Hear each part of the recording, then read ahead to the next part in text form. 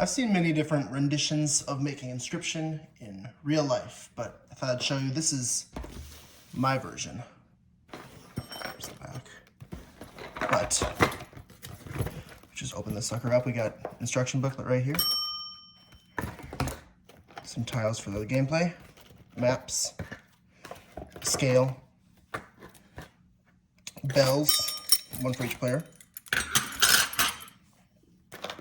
a deck of special cards, chips for using inside the game, a tweezers that'll go into play later.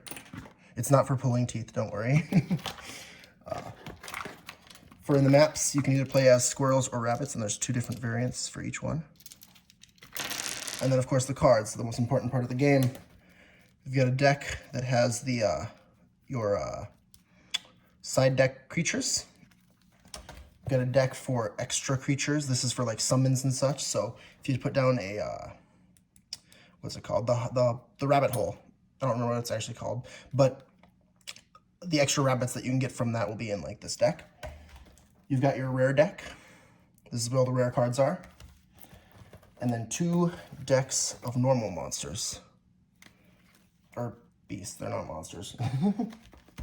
And finally, in this, we have a little booklet full of add-ons, and I'll explain what those are later. And then your just little container that you put your bones in, which these chips represent bones and other things. But I'll move into how the game is actually played now.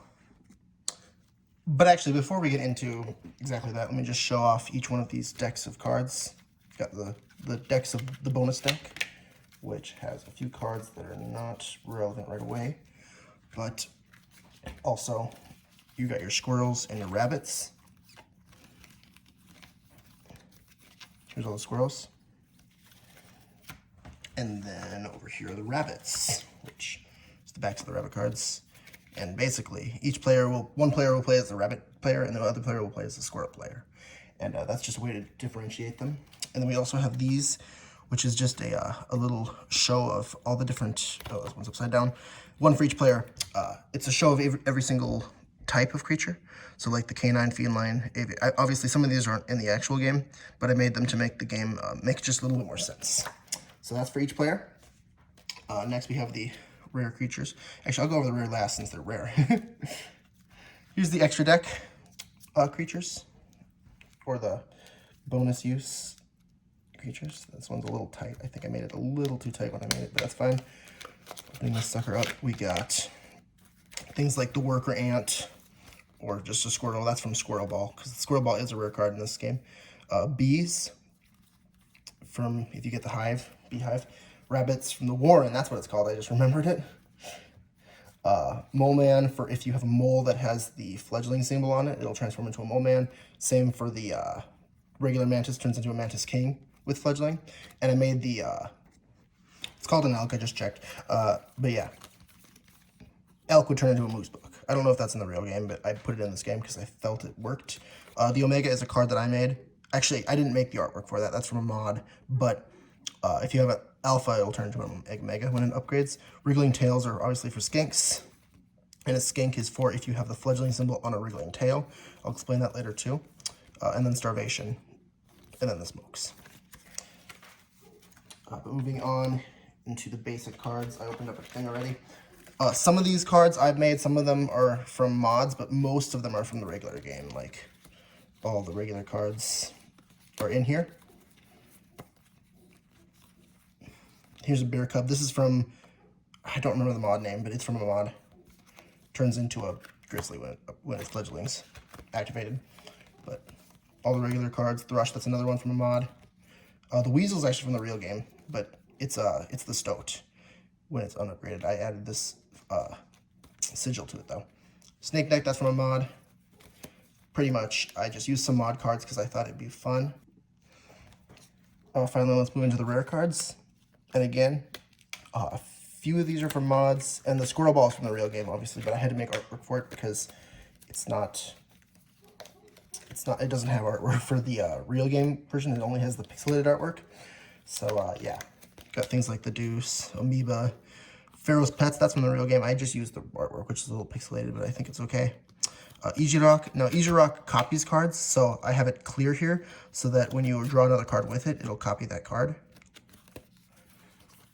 Kitsune is not from the real game, but that's one that I believe is from a mod. Moman, Pack Rat, Amalgam.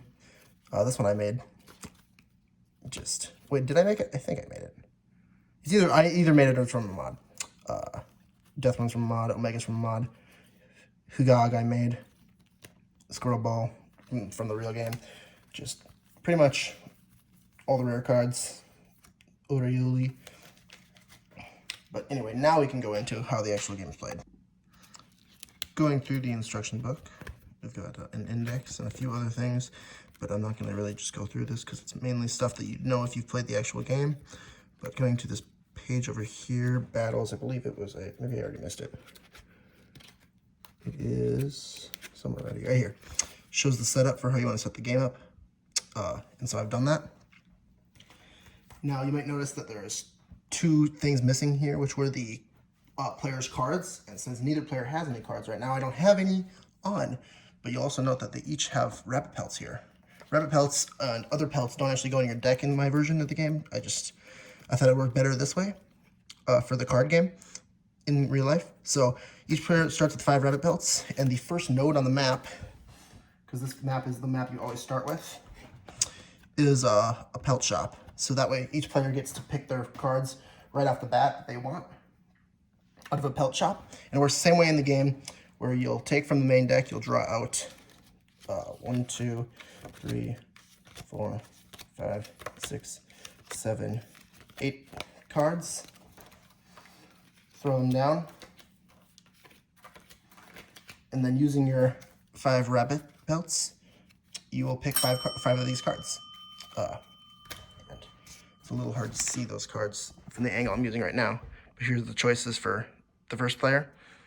And second player would obviously have slightly different choices because they just draw random cards. But that's how the basic game works. You'll take turns going through your maps over here, which I'll just pull up a little closer to the camera. You'll go through each one of these maps, and it's probably a little hard to see on the camera because of the sheen of the laminated paper, but you'll go through each one of these maps. You can pick your direction and you go. You obviously have things like the sacrifice, so you can add sigils from other cards to other cards, and you got the bone sacrifice, and if you get a bone sacrifice, you obviously get to grab one of these cards, which gives you a bonus to your bones, and you'll put that over here on your bone area if you get it. And obviously if you sacrifice like a black goat, you'd get the 8 bone one, which I have in here. It's right here. Here's the 8 bone one. But then I also made it so that if you sacrifice a rare card to the Bone Lord, you'll get 4 bones at the start instead of 8. So a little bit of a halfway point there for you if you don't have a black goat, but you still like a little bit more bones than normal. There's campfires. This one's a health campfire if you look closely. So there'll be health campfires and there's attack campfires. Here's an attack one, where basically it tells you which one you get when you get there, because obviously in the real game it just shows a campfire. It doesn't tell you which one it is, but I wanted to make it so that you'd know. So I did that. And then every time you reach one of these nodes, if you can see that, it's a battle, and then you battle just like in the real game. And that's the basic idea behind it. But you might be wondering, well, how do you actually put sigils on other creatures? Because obviously these are just cards, right? Like, if I have the Warren, but I want to put the Beehive sigil on it, how would I do that? I mean, they're just cards. Well, that's where this comes in. I have this booklet here. It's a very thick booklet because it contains all the add-ons. This is for mycologists. This is for campfires. And then these are for power differentials, but that's for something that's for a different node that I added. But all the sigils are here. And basically, when you want to add a sigil, you can just go through the little booklet here and find the bee's sigil. It's right here. And if you can't get it out, you can grab the tweezers and get it out with the tweezers. That's what the tweezers is for. And then you can sacrifice this beehive card. And because of the way I made these, I laminated them, but I put tape between so that they would stay open. you can put your sigil you want into the card. So now the Warren has the beehive sigil. And hey, if you have a deck of cards and you mix the sucker up in there, it's going to stay on the card. And so that way you can upgrade your cards as you go and keep your sigils on. So then, like nearing the end of your whole gameplay experience of this game, you'd probably have cards that are more upgraded like these. And just like with the one, you mix them all together, and you still have all the sigils that you have on the certain cards on the card. So like this wolf is always going to have that mycologist. The amoeba is always going to be powered up there. This one I didn't put anything on. Bighorn with nano armor. Nothing on the raven.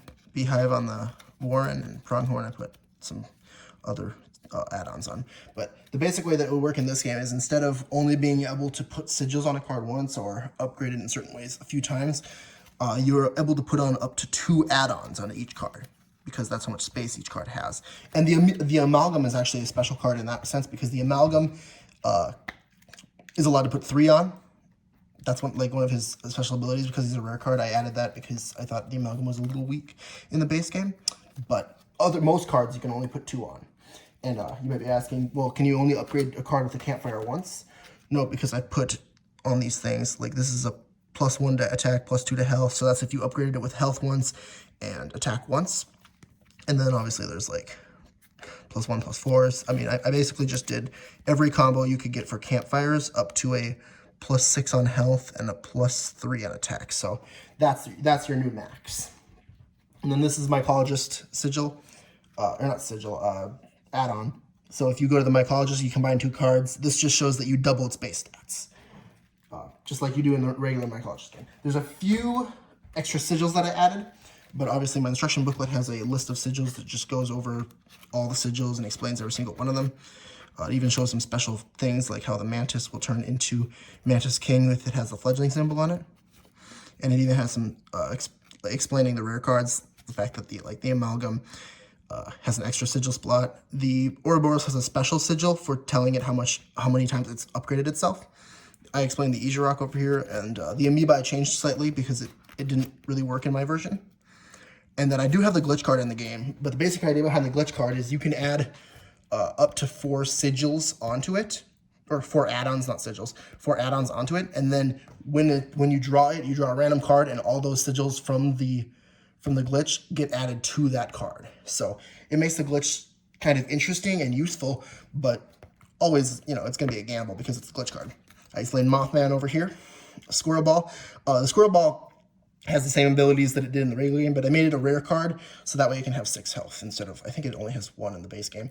I explained the cat, how it can transform into the undead cat if it's killed 9 times, and cards with the fledgling symbol on them naturally, I have, let me just grab one twig so I can explain it, but like the bear cub, if it's got the fledgling symbol on it, its back is going to be what it turns into, so that way it's on the board, it comes back to your turn, you can flip it over. And that's the same for cards like this, like Salmon. Salmon's from the base game too. When it's not your turn, you can go ahead and flip that sucker over and it'll show that it's underwater. And that's just, and I didn't need to do that, but I thought it'd be fun. And it gives a little bit more life to the game. The only other thing I want to explain is I did one more extra node that I added. There's a few nodes that I added, but I'm not going to go over all of them because it doesn't really matter. But I made this node, it's by power, and it allows you to put one of these on it, which gives that power type to the card. So like ant power, if you put that on a card, it'll have power based off of how many ants there are on the board. And then hand power is the same as normal game. I mean, all these are from the normal game. Bone power is equal to half the amount of bones you have, which just makes cards a little more interesting. But then I also changed the Lemmergeier so that it's equal to how many bones there are on their field. So if you have 4 bones, its power is 4, not 2. So basically the Lemmergeier just makes a little more sense. Oh, here it is. It's got double the bone power. So the Lemmergeier is one of those that I changed a little bit because it's a 3 cost, and I think that makes it a little more fair, makes it actually useful. And there are a few other little tweaks and tricks that I did, but in basic, that's the whole game. I've seen a lot of videos on YouTube showing off all the different ways that people did Inscryption in real life, and I think it's really cool, and I love to see everybody, putting out cool ways that they wanted to do it. And there's a lot of differences, honestly, which is surprising because, Inscryption, it's not that complex of a game. It's really fun, and I'm not cutting it down when I say that. I love simplistic games, and I love how simplistic this game is. It's really complicated if you really look into it, but the actual base game is really easy to learn, and I think that's really a cool feature that he put into the game, and I love it.